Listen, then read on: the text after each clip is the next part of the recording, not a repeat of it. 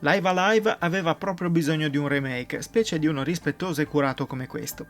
Creato da Square, la casa di Final Fantasy, e originariamente uscito su Super Nintendo nel 1994, ma solo per il mercato giapponese, oggi arriva finalmente anche da noi grazie alla sua nuova versione per Nintendo Switch.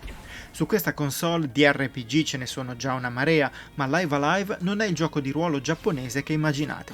Live Alive è una sorpresa continua. Prima di continuare, se vi piacciono i nostri video, vi ricordiamo di iscrivervi al canale e di attivare la campanella per essere sempre aggiornati sui nostri contenuti. L'avvio di Live Alive può essere straniante fin dal video introduttivo che mostra ninja che saltano, pistoleri nel Far West, robot del futuro e cavernicoli che si alternano senza soluzione di continuità.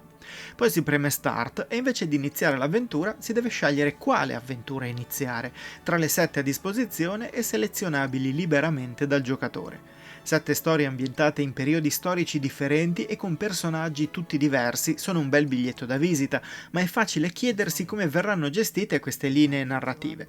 Fare la propria scelta è l'inizio di un viaggio che vi porterà non solo in giro per i secoli, ma anche in giro per le varie meccaniche che sono state pensate per raccontare queste storie. Partendo dalla preistoria potrete affrontare un'avventura abbastanza classica nel gameplay che porta un cavernicolo e il suo amico gorilla a salvare una giovane di un'altra tribù.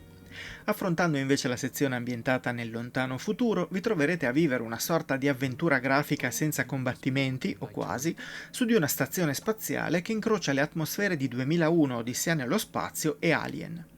Nel Far West invece interpretate un pistolero braccato da un cacciatore di taglie che si imbatte in un villaggio in pericolo da organizzare prima dell'arrivo di alcuni banditi all'alba. Ma il più significativo corrisponde alla sezione ambientata nel presente. Qui impersoneremo un lottatore che andrà in giro per il mondo a sfidare altri lottatori, con lo stesso setting di Street Fighter 2, con la differenza che qui si combatterà a turni fino al boss finale. Tutto il gioco è caratterizzato da una struttura che si appoggia su cardini classici per il genere, ma allo stesso tempo non manca mai di cambiare qualcosa, anche in termini di tematiche e di registro. C'è tempo per ridere e divertirsi con le gag comiche della preistoria, fase di gioco in cui i personaggi non dicono una sola parola e si esprimono a gesti e icone. Ci sono poi momenti molto intensi da vivere nel lontano futuro, nella storia di un pistolero e della verità che si porta appresso, o negli insegnamenti di un maestro cinese di Kung Fu che cerca un nuovo allievo prima di morire. Con 7 storie distinte da narrare c'è il rischio che Live Alive perda di ritmo, ma anche in questo caso il lavoro originale scongiura ogni dubbio. Tutte le storie si focalizzano su quello che vogliono raccontare, evitando di aggiungere divagazioni che possano allontanare il giocatore dalla missione. Per riuscirci, le varie sezioni non durano mai più di 2 o 3 ore, con quelle del Far West e del presente che possono andare via anche in un'oretta scarsa. Questa compattezza non permette mai di annoiarsi, visto che ogni situazione proposta non è mai replicata, neanche parzialmente, in un'altra fase. D'altra parte, diventa evidente che alcune dinamiche del gioco di ruolo classico, come molteplici level up, equipaggiamenti da recuperare, soprattutto side quest, non fanno parte di questa uscita. In realtà i level up ci sono, così come nuovi equipaggiamenti che migliorano le statistiche, ma non sono così importanti come in altre uscite, senza contare che spesso il sistema funziona in modo differente, come per esempio il maestro di Kung Fu che parte già dal suo livello massimo di 10 o dal lottatore del presente che non può guadagnare esperienza dagli scontri, ma può imparare mosse speciali avversarie subendole in battaglia. E già che si parla di battaglie, anche in questo caso Square si è inventata qualcosa di insolito, visto che ritroviamo la barra che determina quando si può attaccare, ma anche un sistema di movimento tramite caselle che rende meno statici i combattimenti. Ci sono mosse nel repertorio di ogni personaggio che attaccano solo su caselle specifiche, rendendo strategico il posizionamento, cercando di capire se si può colpire senza essere a portata, piazzare colpi alle spalle o colpire più nemici con un solo attacco. Più difficile da spiegare che da capire, vi basterà selezionare un capitolo come quello ambientato nel Giappone feudale, nel futuro prossimo, nella Cina imperiale o nella preistoria, per capire perfettamente come funziona, visto che qui le lotte sono più classiche e permettono di testare rapidamente queste meccaniche. Tutto quello di cui vi ho parlato era già presente poco meno di 30 anni fa nell'originale Live Alive.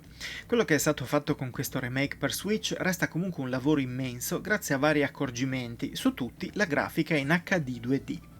Usando questa tecnica, già vista in Triangle Strategy e in Octopath Traveler, ci viene offerto un gioco vecchia scuola, con tutti i pixel al proprio posto, ma modernizzato, con dettagli ottimi soprattutto riguardo la caratterizzazione dei protagonisti e di certi comprimari. Certi passaggi sono molto evocativi, così come alcune scelte di regia che enfatizzano certe situazioni. Il gioco è stato doppiato per la prima volta e possiamo ascoltare i dialoghi sia in inglese che in giapponese, mentre i sottotitoli sono in un ottimo italiano. Ho lasciato per ultime le musiche perché meritano una lode a parte, visto che sanno interpretare alla perfezione le epoche e il clima che si respira, attraverso melodie sempre diverse, compresa quella eccellente ed esaltante dei boss finali di ogni capitolo. Live Alive non è il classico JRPG, ma resta un grande JRPG. Può sembrare un'antologia di storie brevi e separate, ma giocandole e prestando attenzione capirete che non è proprio così. Ed è un bene, visto che di giochi di ruolo lunghissimi ce ne sono a tonnellate e se non vi piace un approccio più leggero ma estremamente vario, avete tanto altro a cui giocare. Proprio la sua diversità potrebbe essere il biglietto d'ingresso sulla vostra Switch, soprattutto se non siete esperti del genere e volete scoprire le sue meccaniche di base in modo graduale e rilassato. Gli esperti invece dovrebbero prenderlo in considerazione per i suoi riferimenti al mondo dei videogiochi, dei film e alla bellezza condensata che deriva dalle storie che racconta. Alcune sono più riuscite di altre, è inevitabile, ma tutte insieme vi lasceranno un ottimo ricordo di questo JRPG troppo a lungo dimenticato.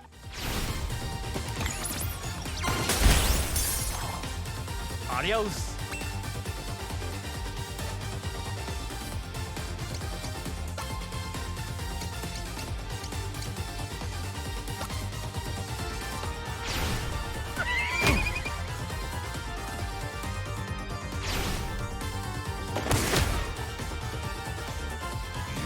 And your town will be dust in the wind come tomorrow.